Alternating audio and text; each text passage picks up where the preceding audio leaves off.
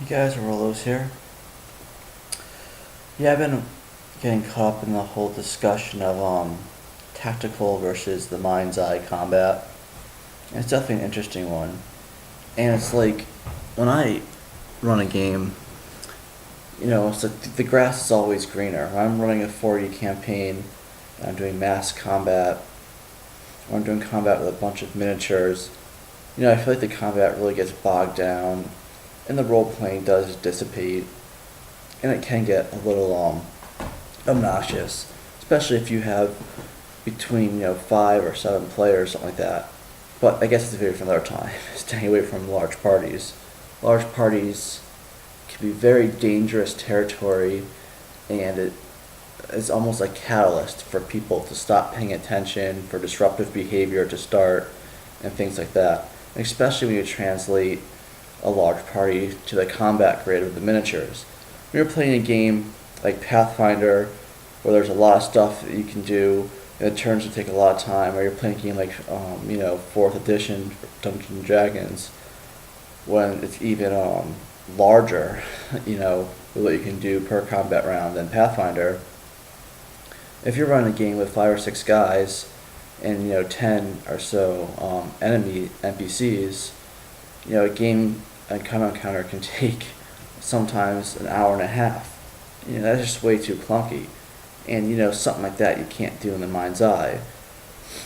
So what I'll do if I want to keep the game in the mind's eye is that I'll have to have a combat grid behind the DM screen where I keep track of where the PCs say they are and where the NPCs are. And then, I'll have in my notes behind the screen where all the monsters are, and I'll have them move on their turn and stuff like that. But then that does lead to confusion, so end up just using the grid. But a place where I think that the grid doesn't work is, say, your PCs are fighting one major NPC, or some type of nightmarish or hellish creature, stuff like that. Monsters like that you can put in the role play. There can be some combat. The combat can get broken up with a pretty cool role play scene, to lead back to combat. And just, if it's going to be a scary encounter, the mind's eye approach really heightens the intensity, really heightens the danger, the sense of urgency. When you're on a combat grid, I think you kind of lose that danger and you lose that sense of urgency. So that's why I think for both my 4E and my Pathfinder game that I run, I'm going to take some of the cool encounters or big encounters with a solo monster or whatever. I'm going to take that off the grid and have that be a mind's eye combat. Whereas, things like, the PCs pick a fight and they want to run and they want to fight, trash, stuff that I just don't want to take the time to actually have to keep track of a large combat. I'll break out the mat, the board for that. Because, I did get into that trap and I did invest a lot of money into the dungeon tiles and into the Paizo Game Mastery flip mats. And they're really cool additions. They really do bring out some, nice life, nice textures, some great, visual dynamics to your game. And the players are really receptive to it, especially the new age players, like the younger players. They, for some reason, they're brought up in an object-oriented world, You blame Bill Gates and Microsoft. They have to see the clickers, see each tile, each square, to have that spatial orientation. I don't know if it's actually being dumbed down or just the next generation coming in. So, yeah, so back to the whole mind's eye versus tactical thing.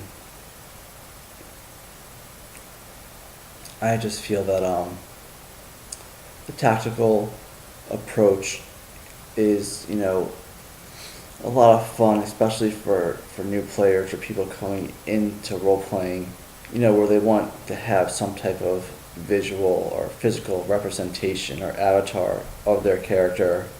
And if you're into the miniature painting thing and you want to showcase that miniature that you've been laboring over for hours and hours in your bedroom or your basement or garage or wherever you were doing it.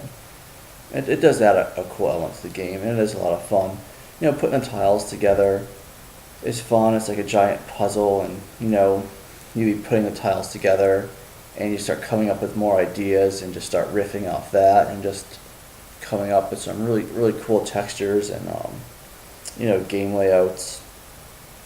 But ultimately, I think like those type of devices take away from the old school DM device where the DM has the dungeon, the DM has everything in front of him behind the screen, and he's using the pictures or whatnot to describe it to the characters. If you like to say, if you have an NPC, you should get surf the web and get a really cool depiction of your NPC. Except when the players are introduced to the NPC, don't just be like, oh, this is what the NPC looks like. No, that's lame ass. That's bitch ass DMing. You need to describe the character. Let the players see the character in their mind's eye, not just give them a plain picture. Not to bash the people who are doing that, because if you're not as good in the verbal descriptions and such, then that's fine, and it can help expedite the game.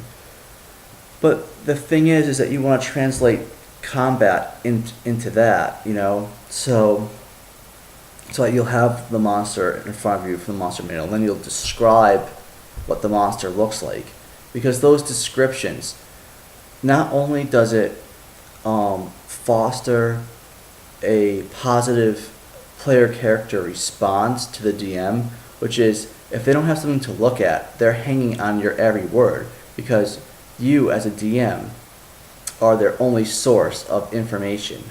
You're the only stimulus that they have.